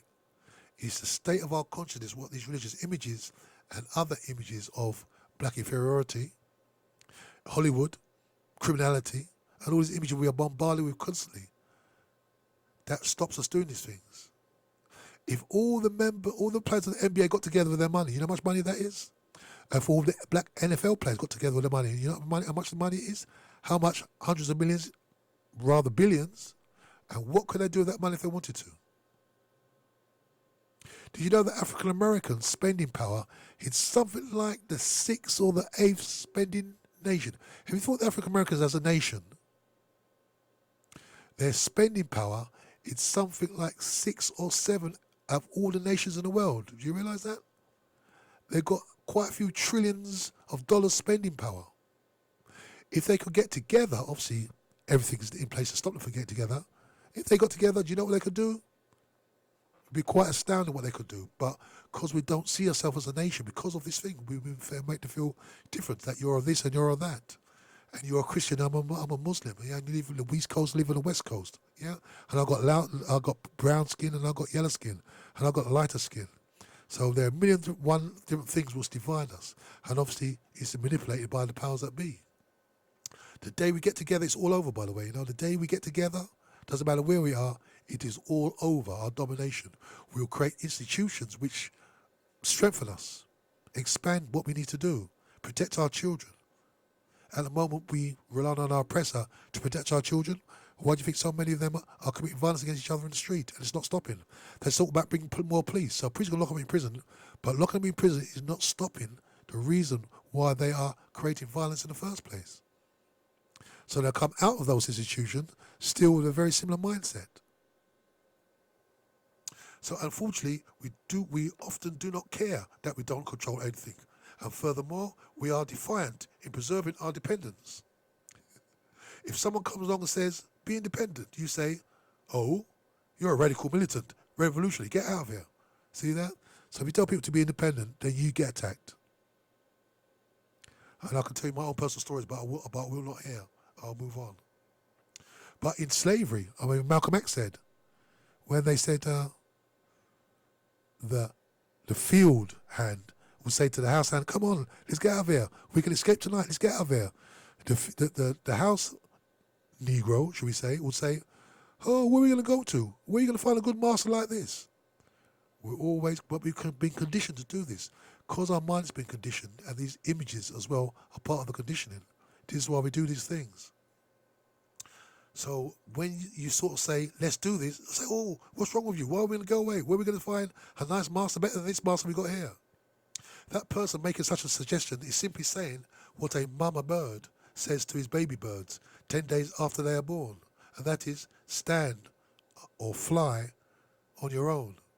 If we say that to a people 100 years up from slavery and 20,000 years into civilization, they respond, I don't want to do anything like that.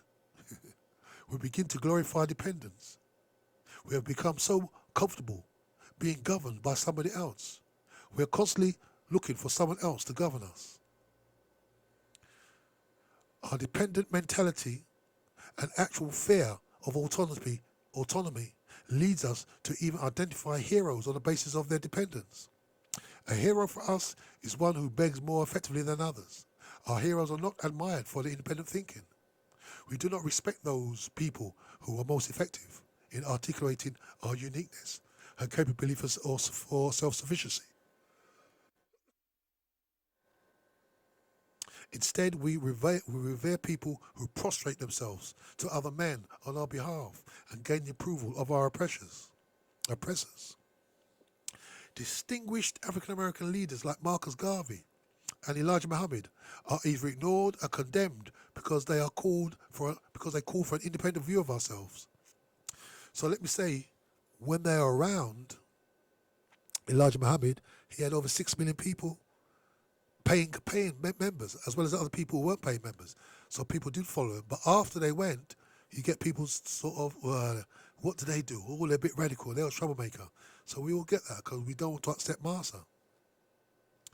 And even Elijah Muhammad as well, one of the greatest educators we ever had, who was a Garveyite, by the way, so he got a lot of his understanding from Marcus Garvey.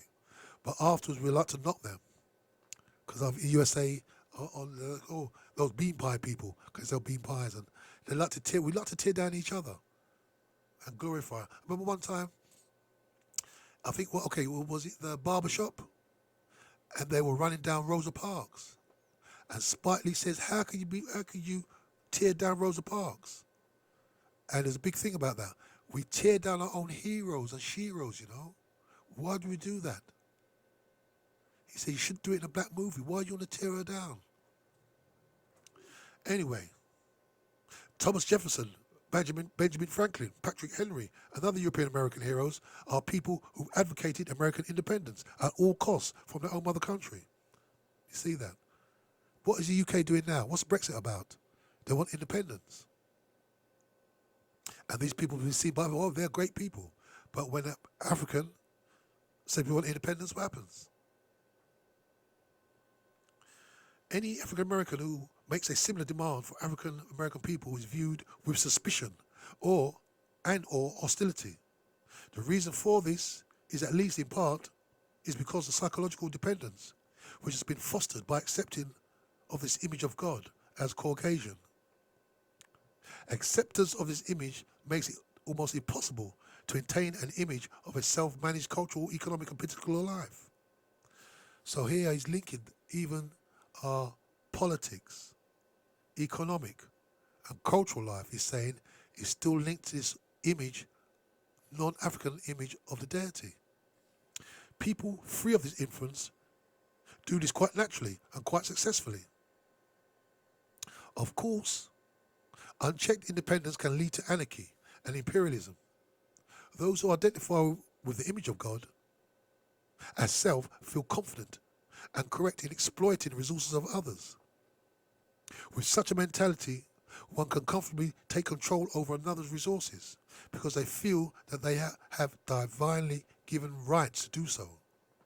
On the other hand, those under the influence of an alien image feel that they have no claim to any resources. The consequences is a persistent dependency, which comes from the mentality that sees the creator as being identified with another group. Because imagine in Africa, for example, and a lot of these churches, because you see the pictures of the churches, they've got these non-African images up there as a deity. And when Europeans come to the African government to either negotiate with them, the IMF, the World Bank, or to come there to say we want to mine in your land, when they see these white people come to the other side of the table, what do you think is going through their minds? The ones who stand up and fight are normally the ones who CIA or whoever organise a coup against them, or they're killed and imprisoned. And we can think of quite a few African leaders there. But a lot of them still will sit there and look at these people on the other side of the table as the image of the God was in their churches and think, well, maybe I shall let them do what they want to do or say what they want to say because they're in the image of God. If you think this doesn't influence it, I'm sure it does influence it. Even not directly or not overtly, but it's in there, even if it's in the back of their mind. They look across the cable, see these white people who is the same white image in the church they go to every Sunday. So when they negotiating things, it's all connected, So the consequence is a persistent dependency, which comes from the mentality that sees the creator has been identified with another group. One of the persistent difficulties facing Africans and African American people is the difficulty to think independently. Our scholars are limited to imitating the scholarship of independent Caucasian thinkers. We analyse our situations and the nature of the world in general, exclusively from the frame of reference of Europeans. So I'm going to leave it there. And I spoke about that before. The frame of reference is like a reference book you've got in your mind. So when you want to think of something, where do you go for reference? And if your frame of reference is European, you wasn't going to go to Europeans. You're not going to go to yourself to think about certain things. You're going to go to people, non-African people, for the answers to your questions. So there we are. So you have a great week. I'm going to be back next week. Don't forget the Afrocentricity Bookman show every Sunday between 4 and 6. We'll continue reading Naim Akmal's book. So have a great week. And I'll see you next week. Yeah, one love. And some will die, Some shall but die. they're in heaven, so dry your eyes. Dry your eyes. Celebrate life, Don't you cry. jump for joy, Jump for joy. like a baby with a toy. Little baby. Wake up, people, wake up. Wake up, wake up, wake up. Wake up, people, wake up now. Wake up, wake up, wake up. Wake up, people, wake up. Dry your eyes. Wake up the people, Lord, wake up now. Don't you cry. Wake up the people, wake up. Wake up. Wake up the people, Lord, wake up. Wake up now. Wake up the people, Lord, wake up. Wake up, Wake up the people, Lord, wake up now. wake up.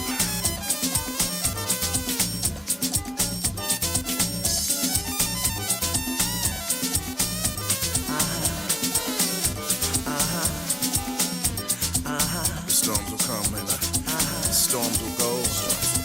The earth may quake. And still the soul. some will die, yes, some will die. But they're in heaven, so dry your eyes, dry your eyes, dry your eyes. Don't you cry, don't you cry, dry your eyes. Wake up, it's gonna be alright. Dance in the streets, It's gonna be alright. dance wherever It's gonna be alright. you may be. It's gonna be okay. Wake up, wake up, wake up, wake up, wake up. I know. Wake up, wake up, wake up. I know. Wake up, wake up. Well, yes, I know. It's gonna be alright. It's gonna be alright. Good God Almighty. It's gonna be alright. Put your hands in the air. Wave them like you just don't get. Oh, Lord, Lord. Father God, in your name I pray.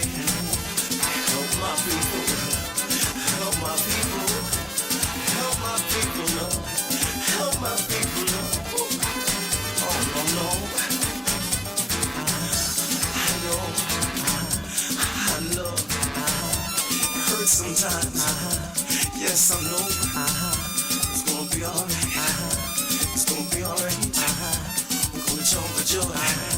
We're gonna be alright. A little shout. You little shout. Y'all know how y'all do in church, right? You just shout. Jump for joy. Put your hands in the air, just like that. Put your hands up in the air like that. I feel alright. You like that? I like that too. Let us wave. Woo. Just wave. Now turn around to your neighbor. That's right. Turn around. Look him in the eye. Say it's gonna be alright. It's gonna be alright. It's gonna be alright. Y'all say It's gonna be alright. It's gonna be alright. a little louder. It's gonna be alright. It's gonna be alright. It's gonna be alright. That's alright, Josh. It's gonna be alright. Now I'll give you one more time. One more time. You ready? You need just like this. Say it right. Wake up. Wake up. What? Wake up now. Wake up now. Y'all say it. Wake up. Wake up now. Wake up. Wake up now. One more time. Wake up. Wake up. Wake up now. Wake up now. All right, let's go, y'all.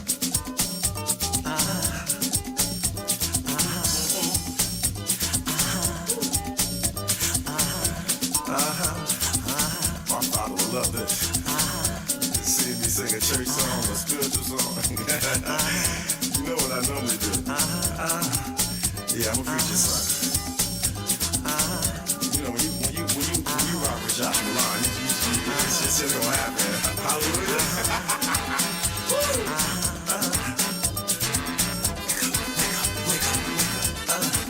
Good God Almighty. I feel it in my hands. Feel it in my feet. Feel it in my soul. All over me.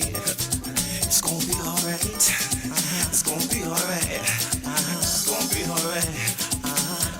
Yeah, I know what you're going through.